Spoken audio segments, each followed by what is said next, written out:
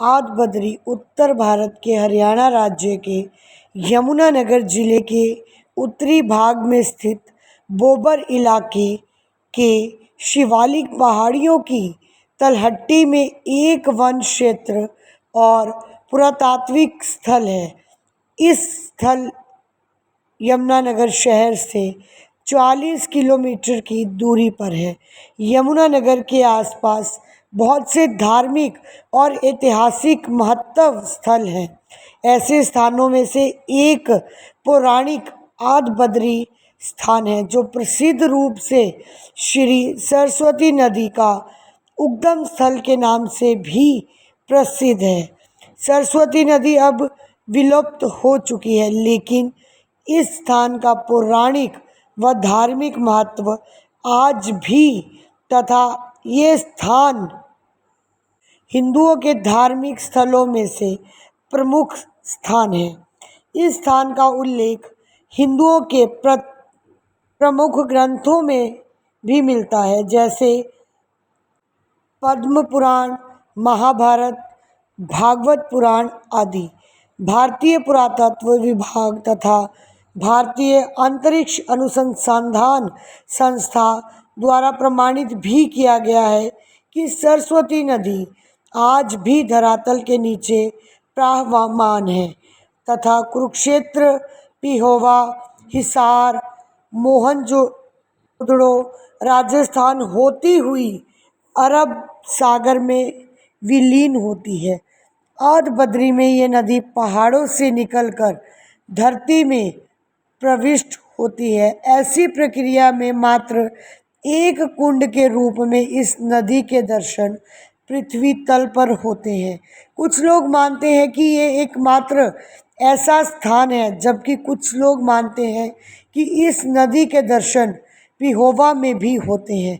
इस अवस्था में इस स्थान की तुलना हरिद्वार से की जा सकती है, जहां गंगा नदी पहाड़ों से निकलकर मैदानी तल पर अवतरित होती है। यहाँ एक माता मंत्रा देवी का भी मंदिर है, जो हिंदू देवी है और राजा विराट की सबसे छोटी बेटी है। कहा जाता है कि सरस्वती नदी यहाँ सूखने से पहले उत्पन्न हुई थी। ऐतिहासिक कहानियों के अनुसार ऋषि उदय से अभिशाप के कारण नदी सूख गई और इस नदी को धन और अवतरण के दाता के रूप में सम्मानित किया गया। नदी का पानी भी बहुत पवित्र माना जाता है, जो व्यक्तियों के पापों से मुक्त कर सकता है। वहाँ भी एक छोटा सा स्थान है जहाँ भगवान की बुद्ध की एक मूर्ति आदि बलड़ी में भी स्थित है। आद बद्री हरियाणा के यमुनानगर जिले में स्थित वन क्षेत्र है। यह स्थान पौराणिक महत्व रखने वाली लुप्त हो चुकी सरस्वती नदी का उद्गम स्थल भी है। यहाँ पर श्री आद बद्री नारायण मंदिर स्थित है। भगवान बद्री नारायण का प्राचीनतम आवास माना जाता है। जन श्रुतियों के अनुसार भगवान विष्णु ने सतयुग, त्रेता युग, द्वापर तीनों युगों में इस स्थान पर वास किया। वह कलयुग के आगमन पर वे वर्तमान में उत्तरांचल के प्रसिद्ध स्थल व बद्रिका धाम चले गए। सबसे पहले भगवान श्री हरि ने आद बद्री धाम आए थे, इसलिए प्राचीनतम होने का गर्व प्राप्त हुआ था। भगवान आद बद्री नारायण के विषय में कई बार भगवान विष्णु लक्ष्मी जी को बिना बताए पृथ्वी लोक में आकर तपस्या करने लगे। उधर बैकुंठ में विष्णु जी ना पाकर लक्ष्मी जी व्याकुल हो गई। उनको तलाश करती हुई वह सिंधु वन पहुंची। उन्होंने देखा कि भगवान भारी गर्मी में पसीने से तत्पर होकर तपस्या में लीन है। वह तुरंत ही एक बेरी का वृक्ष बनकर भगवान को छाया प्रदान की। तपस्या समाप्त होने पर भगवान विष्णु जी की पति भक्ति तपस्या से प्रसन्न होकर वर दिया, आज से लोग तुझे मुझे बद्री नारायण के नाम से आदि बद्री के रूप में जानेंगे। भगवान बद्री नारायण की बेहद सुंदर और मनमोहक प्रतिमा है, जिसके दर्शन मात्र से आनंद की अनुभूति होती है। श्री आदि केदारनाथ स्वयंभू शिवलिंग आदि केदारनाथ हरिनारायण जी की तपस्या उजागर शिव संहार देव के स्वयं आदि नारायण जी से प्रार्थना कर ये वरदान मांगे कि हे शेष नारायण, हमें कृपया पूर्वक वह वरदान दे कि आपकी तपस्थली पर ही रहें। पांडव द्वारा अज्ञातवास के समय पूजा अर्चना किया शब्दों की उत्पत्ति भगवान श्री आदि केदारनाथ यहाँ पर नटराजन रूप धारण किया शब्दों की उत्पत्ति यहाँ पर हुई थी। आदि केदारनाथ सुख और समृद्धि देने वाली है।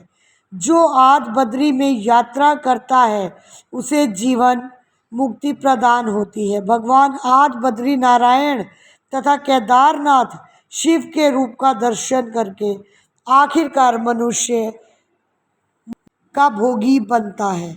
तो आज आप सभी को हम लोग एक ऐसे पवित्र स्थान का आप लोगों को आज भ्रमण करवा रहे हैं सीधी लाइव तस्वीरों के माध्यम से। आप सभी इस वीडियो को शेयर ज़रूर कीजिएगा, क्योंकि कहीं ना कहीं आजकल की युवा पीढ़ी हमारे वेदों पुराणों को भूलती हुई दिखाई दे रही है। तो हमारा चैनल का मुख्य उद्देश्य यही है कि हम इस विलुप्त होती हुई संस्कृति को आपके लोगों के बीच में लेकर आएं और चैनल के माध्यम से आप सभी को, आप सभी के बच्चों तक इस वीडियो को पहुंचाने का प्रयास करें। तो सभी से अपील है, आप लोग इस वीडियो को शेयर ज़रूर कीजिएगा। चलिए मैं बताना चाहूँगी कि इस समय हम लोग पहुँच चुके हैं सरस्वती उद्गम स्थल आदि बद्री यानी सरस्वती कुंड के सीधे दर्शन आप सभी को हम लोग जो है वो करवा रहे हैं। तो इसकी भी एक अलग कथा है, इसकी भी एक पौराणिक अलग कथा है जो हम आपके बीच में सीधा दिखाने का प्रयास कर रहे हैं। आदि बद्री में ये नदी पहाड़ों से निकलकर धरती में प्रविष्ट होती है। इस प्रक्रिया में मात्र एक कुंड के रूप में इस नदी के दर्शन पृथ्वी तल पर होते हैं।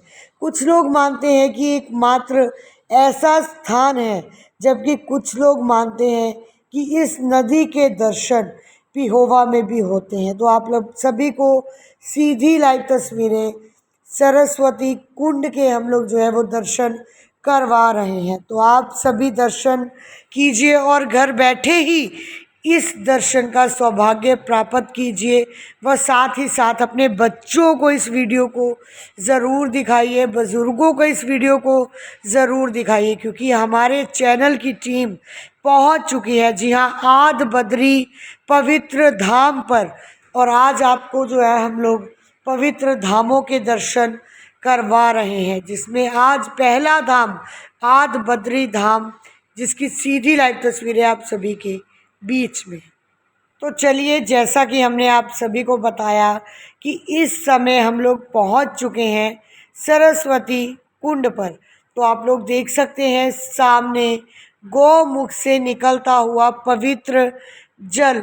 इस जल की भी एक अलग मान्यता है, एक अलग कथा है इस जल की भी। लोगों की आस्था, श्रद्धालुओं की आस्था कि इस गौमुख से निकले हुए जल को लोग अपने घरों तक ले जाते हैं और उसके बाद लोगों का ये कहना है कि इस जल को पीने से, इस जल के छिड़काव से घरों के अंदर समस्त बीमारी, समस्त रोग, समस्त दुखों का निवारण जो है वो होता है। तो आज हम आप सभी को लाइव के माध्यम से श्री आदि बद्री धाम के दर्शन करवा रहे हैं।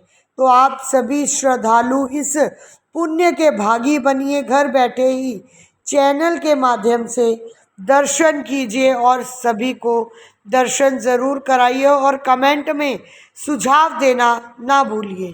आपको श्री आत्मनारायण के और जानते हैं क्या महत्व है यहाँ का और क्या पौराणिक कथा है। तो आइए मिलते हैं पंडित जी से। नमस्कार पंडित जी। जी नमस्कार। पंडित जी, क्या महत्व है इस मंदिर का, क्या कथा है इसकी? देखिए, अभी तो हर युगों में भगवान आदि बद्री नारायण का यहाँ जो है सो निवास स्थान रहा। जी। कहते हैं कि एक बार जो है भगवान किसी बात को लेकर के रुष्ट होकर के लक्ष्मी से और इस जगह पर आकर के ध्यानावस्था में बैठ गया। जी। कहते हैं लक्ष्मी जी वैकुंठ में जब भगवान नारायण को ढूंढ रही हैं और ये जब नहीं मिलते हैं तो मन में नारद जी को स्मरण करती है। नारद जी आते हैं, नारद जी से लक्ष्मी जी प्रश्न करती हैं, कहती हैं निर्गते नारदं शुक्त्वा भगवान बद्र नारायण, हे नारद आपने कहीं परमात्मा को देखा? तो नारद जी ने जो है इस जगह का पता लक्ष्मी जी को बताया। नारद जी ने कहा ब्रह्मनद्या सरस्वती आश्रम पश्चिमे तटे श्याम प्रासई ऋषिणाम सर्वत्र वर्धने तस्मिन् स्वाश्रमे व्यासो बद्रीखंड मंडित। जी। उन्होंने कहा मातेश्वरी, जब मैं मृत्युलोक का भ्रमण कर रहा था तो शिवालिक पर्वत श्रृंखलाओं में बहने वाली सरस्वती के पश्चिम तट पर मैंने जो है एक गुफा को देखा। संप्रासहिति कृत्वा ऋषिणाम सर्वत्र वर्धने तस्मिन् स्वाश्रमे व्यासो बद्रीखंड मंडित। कहते हैं कि संप्रास नामक एक गुफा में एक अलौकिक प्रकार का प्रकाश पुंज दिखाई दिया और हमसे रहा नहीं गया। जब हम वहां गए तो हमने देखा कि वहां पर भगवान श्री हरि नारायण विष्णु जो है सो ध्यानावस्था में है और उनकी पूजा व्यास जी कर रहे हैं। कहते हैं कि लक्ष्मी ने देखा कि पति का स्वरूप सूर्य के ताप से जो है सो काला पड़ रहा है, तो यहाँ बदली बनकर के छाया की, इसीलिए इस तीर्थ क्षेत्र का नाम आदि बद्री पड़ा। आदि का शाब्दिक अर्थ होता है प्रथम, पहला, पुराना। अभी तो कहते हैं कि कलयुग में इस तीर्थ का महत्व इसलिए बढ़ जाता है कि भगवान ने जो है सो स्वयं लक्ष्मी को आशीर्वादित किया और कहा कि हे भगवती, जो भी व्यक्ति बद्री नारायण, केदारनाथ, गंगोत्री, जमुनोत्री की यात्रा नहीं कर पाता, अगर वो आकर के इन चारों तीर्थों का दर्शन करता है, केदारनाथ, माता मंत्रा देवी और सरस्वती उद्गम स्थल भगवान नारायण का दर्शन करता है, तो उससे जो है सो बद्री नारायण, केदारनाथ, गंगोत्री, जमुनोत्री जाने का फल यही प्राप्त हो जाता है। बोलिए बद्री विशाल भगवान की जय। अपितु ये पंचजन्य शंख है। कहते हैं कि ये शंख को भगवान कृष्ण ने कुरुक्षेत्र के युद्ध में इस शंख का उद्घोष किया था। जी। ये 5129 वर्ष पुराना है और समकालीन महाभारत युद्ध भी इतना ही दिन जो है बीते हुए हुआ। जैसा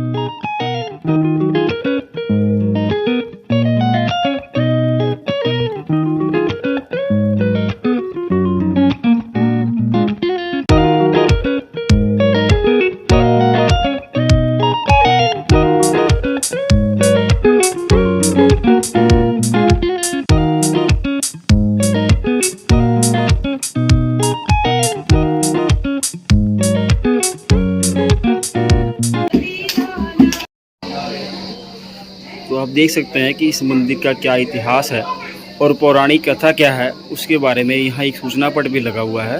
नमस्कार साथियों, जैसा कि आपको पता है कि 1.5 घंटे की कठिन चढ़ाई चढ़ने के बाद आ चुके हैं हम माँ मंत्रा देवी के दरबार में और यहाँ के अद्भुत नज़ारे को हम अनुभव कर रहे हैं। और आइए माँ मंत्रा देवी के आपको भी दर्शन कराते हैं और यहाँ की क्या मान्यता है वो भी जानने की कोशिश करेंगे। तो आइए सीधा माँ मंत्रा देवी के दरबार में चलते हैं।